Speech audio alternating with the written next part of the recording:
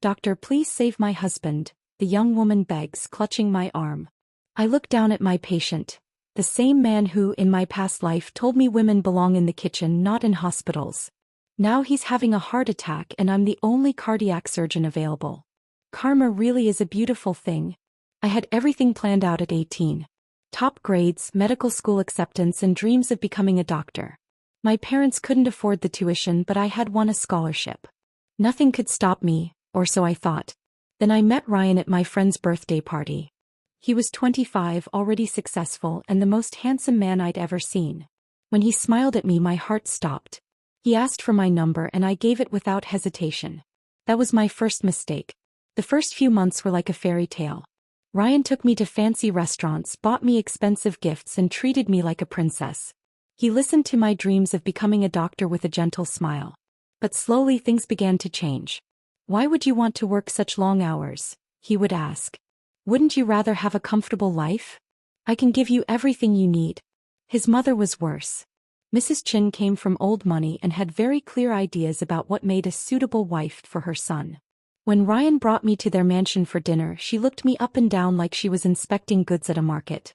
"Medical school," she laughed. "Dear, a doctor's wife shouldn't be a doctor herself. It's unseemly.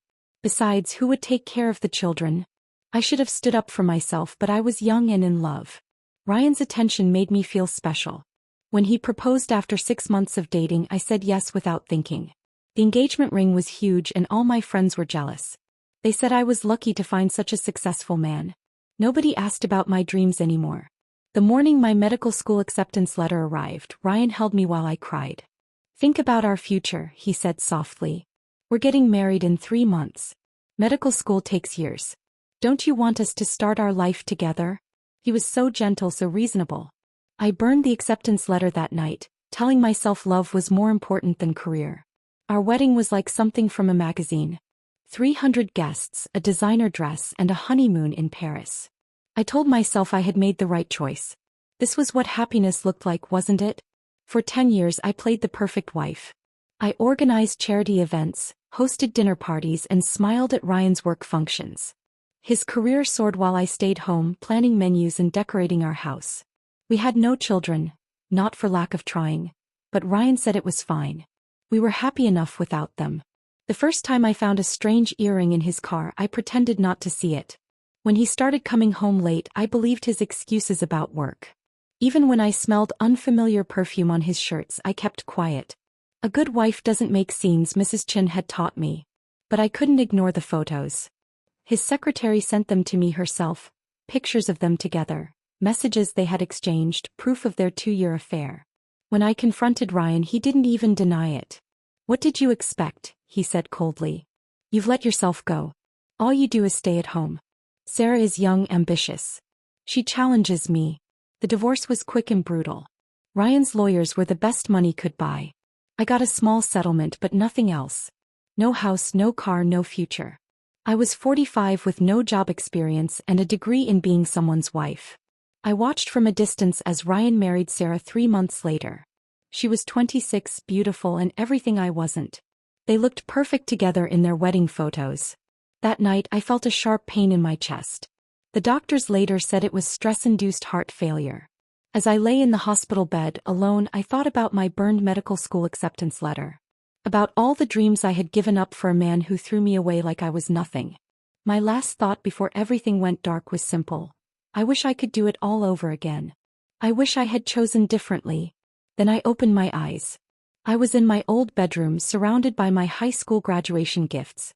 The calendar on the wall said 2003. I was 18 again, and my medical school acceptance letter was still unburned on my desk. I picked it up with trembling hands and read it again. I had been given a second chance. This time I wouldn't waste it. My first week after being reborn was surreal. Every morning I touched my young face in the mirror, hardly believing I was 18 again. My hands were smooth without the expensive rings Ryan had once given me. But my mind remembered everything, 20 years of pain and regret. I knew exactly when and where I would meet Ryan in my past life. At Lisa's birthday party at the Golden Leaf restaurant.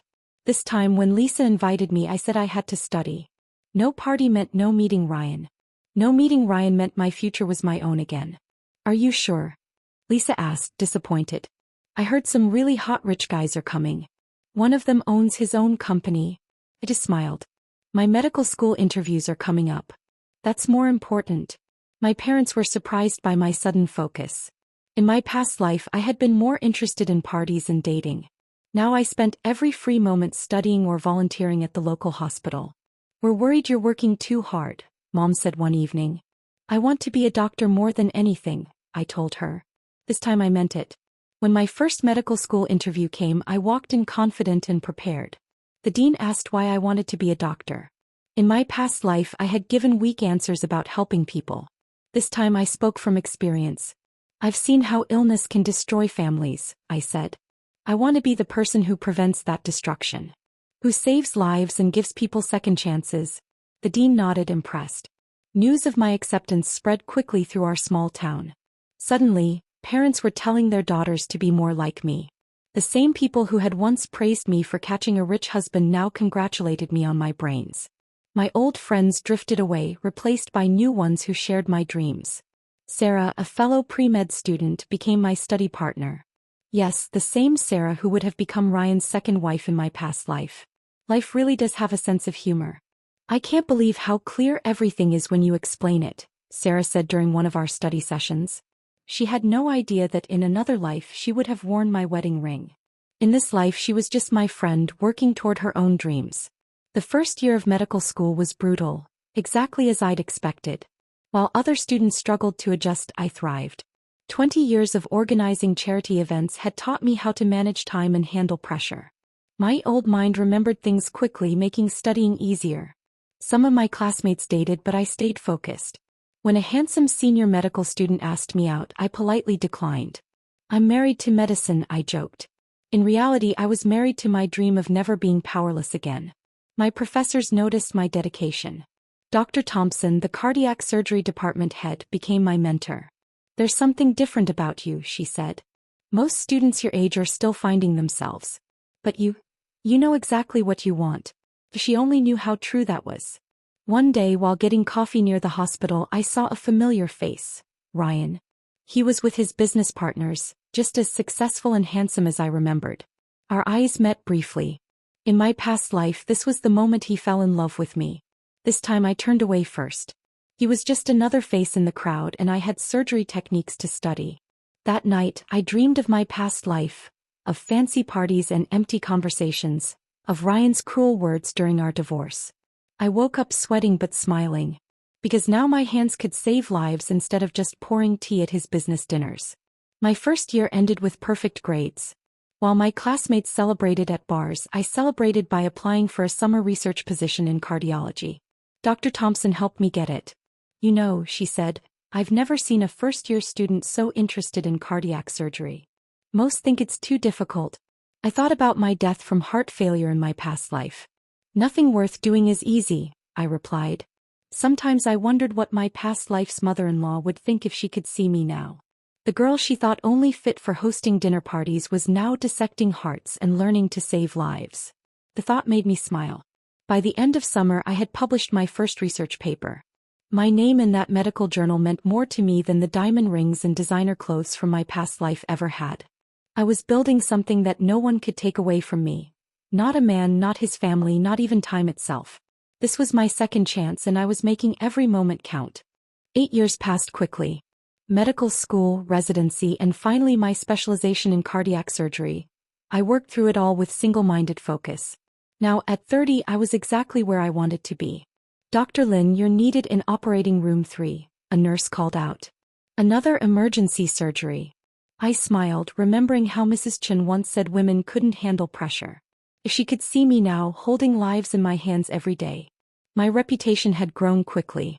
Other doctors started calling me the heart whisperer because I could handle cases others found impossible. Little did they know I had the advantage of 2 lifetimes of experience. One watching people's hearts break and another learning to fix them. After my latest successful surgery, Dr. Thompson, now close to retirement, called me to her office. I'm recommending you for head of cardiac surgery, she said. You'll be the youngest department head in the hospital's history. In my past life at this age I was hosting Ryan's business dinners and pretending not to know about his affairs. Now I was making medical history. The hospital board voted unanimously to approve my promotion. The same week I overheard nurses gossiping in the break room. Did you hear about Ryan, the business tycoon? My hands froze on my coffee cup. His wife left him for his business partner. It's all over the news. I almost laughed. Sarah, who in this life had become a successful pediatrician instead of a secretary, had dodged that bullet. Instead, Ryan had married someone else who now cheated on him. Karma really does come full circle. My department thrived under my leadership. I started a program to mentor young female medical students, remembering how much I had needed guidance in my past life. During one mentoring session, a student asked me about balancing career and marriage. Choose someone who supports your dreams, I told her. Never let anyone dim your light. My innovative surgical techniques attracted attention nationwide. Other hospitals invited me to give lectures. Medical journals published my research. Money and recognition flowed in, but that wasn't what mattered. Every life I saved felt like repayment for my wasted years in the past life. One evening, while reviewing patient files, my assistant brought me interesting news. The Chin Group wants to donate a new cardiac wing to our hospital, she said. Their CEO will visit next week to discuss details. I knew what that meant. Ryan would be coming to my hospital. The universe had a twisted sense of humor. The meeting was scheduled for next Monday. I spent Sunday evening in my comfortable home office, surrounded by medical awards and certificates. No designer handbags or jewelry in sight, just books, research papers, and the tools of my trade. That night I dreamed of my past life's wedding day. I had felt so beautiful in that expensive white dress, so sure of my choice. Now my surgical scrubs meant more to me than that dress ever did. Monday morning came. I put on my white coat, checked my patient schedules, and prepared for the meeting. 10 years ago in my past life I was falling apart after my divorce. Today I was Dr. Lin, head of cardiac surgery, and my ex-husband who never was would be asking for my approval on his donation. Just before the meeting, emergency sirens wailed. A patient was being rushed in with severe chest pains. I grabbed my stethoscope and hurried to the upcoming meeting. Forgotten. The universe really does have a sense of humor. Because there, on the emergency room bed, clutching his chest, was Ryan Chin himself. Doctor, the paramedic reported, 50-year-old male, possible heart attack. Patient has a history of high blood pressure and stress. I looked down at Ryan's pale face. He didn't recognize me. Why would he? In this life we had never met. But I knew him. And now his life was literally in my hands. Get him prepped for emergency surgery, I ordered. I'll handle this one personally. The emergency room burst into action. Nurses prepped Ryan for surgery while I quickly reviewed his file. His heart condition was severe, multiple blocked arteries, years of stress and poor lifestyle choices taking their toll. Without immediate surgery, he wouldn't survive the night. His wife is here, a nurse informed me. I looked through the window and saw a young woman pacing anxiously. Not Sarah, not his previous wife from my past life, but someone new. She couldn't be more than 25. Some things never change. Dr. Lin, my surgical assistant, said, his blood pressure's dropping. We need to operate now.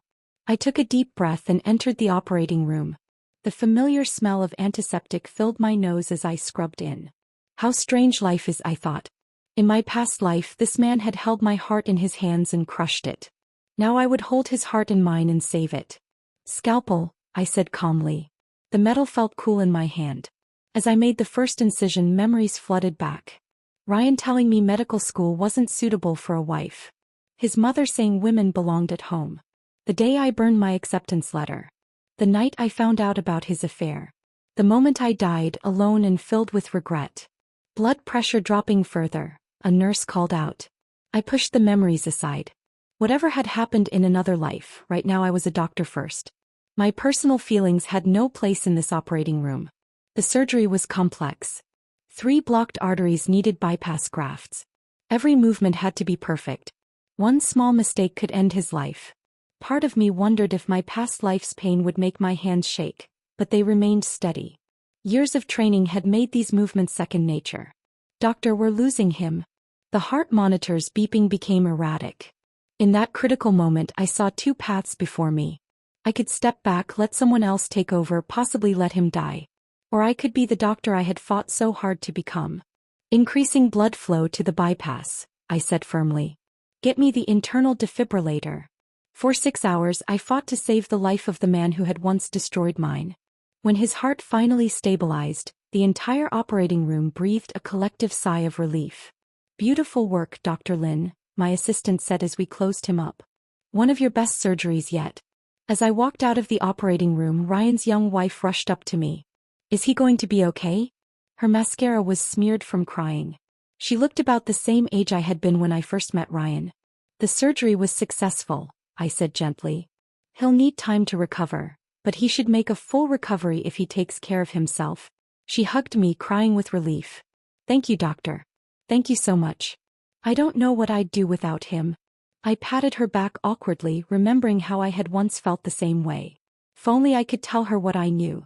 Later that night, as I checked on Ryan in recovery, his eyes fluttered open.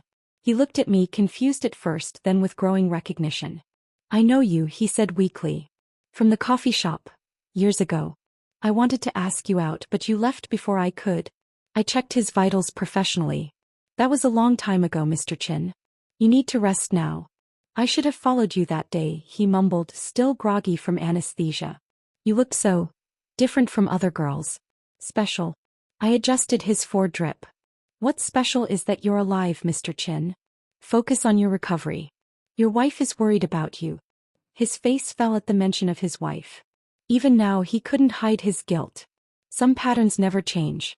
As I turned to leave, he caught my sleeve. Wait, you're the head surgeon here? The one they call the heart whisperer. I gently removed his hand. Yes. And you're my patient. That's all that matters right now. Walking out of his room, I felt lighter somehow. In my past life, I had given up everything for this man's approval. Now I had saved his life using the very skills he once told me to abandon. Over the next week, I checked on Ryan's recovery every day, not because of our past life connection, but because that's what a good doctor does. Each time I entered his room, I saw him struggling to reconcile the successful female surgeon with his outdated views about women's roles. Dr. Lin, he said one morning, stronger now. I've been reading about your achievements. Youngest department head in history, pioneering new surgical techniques. He paused. I had a wife once who wanted to be a doctor. What happened to her? I asked, pretending to focus on his chart. I convinced her not to. Said it wasn't suitable for a proper wife. He laughed bitterly. She gave up her dreams for me and I repaid her by having an affair. She died years ago. I checked his heart rate. Strong and steady. Sounds like you both made choices you regret.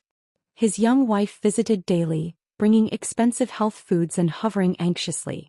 I watched her searching his phone when she thought no one was looking and recognized my own past behavior.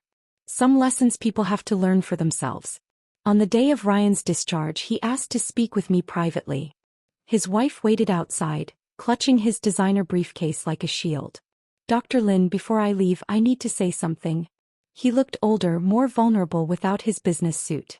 When I was on that operating table, I saw my whole life flash before my eyes. All my mistakes. All the people I hurt. I continued writing in his chart, professional as ever. You remind me so much of her. My first wife. She had that same spark, that determination. I killed that spark because I was afraid of being overshadowed. He shook his head. Now look at me. Saved by the very thing I tried to prevent. Looking up finally, I met his eyes. Mr. Chen, let me tell you something I tell all my female students. Never let anyone dim your light for their comfort. Your ex-wife didn't need your permission to shine. He flinched at my words. If I could do it all over. But you can't, I said firmly. None of us can. We can only move forward. As he left the hospital, I watched him lean on his young wife, a changed man, not because he'd become better, but because he'd lost the power to control others. That evening, I gave a lecture to medical students. Looking out at the eager faces, especially the young women, I felt a deep sense of satisfaction. Everyone will tell you what you can't do, I told them.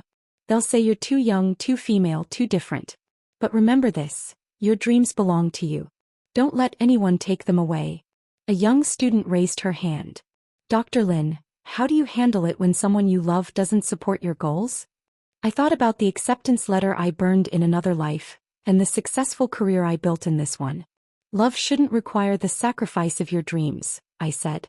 The right person will support your growth, not stifle it. I had to die once to learn that lesson. You just had to hear it. They looked confused at that last part, but it didn't matter. What mattered was the message. Later that night in my office, I looked at my wall of achievements, the degrees, awards, and recognition I'd earned.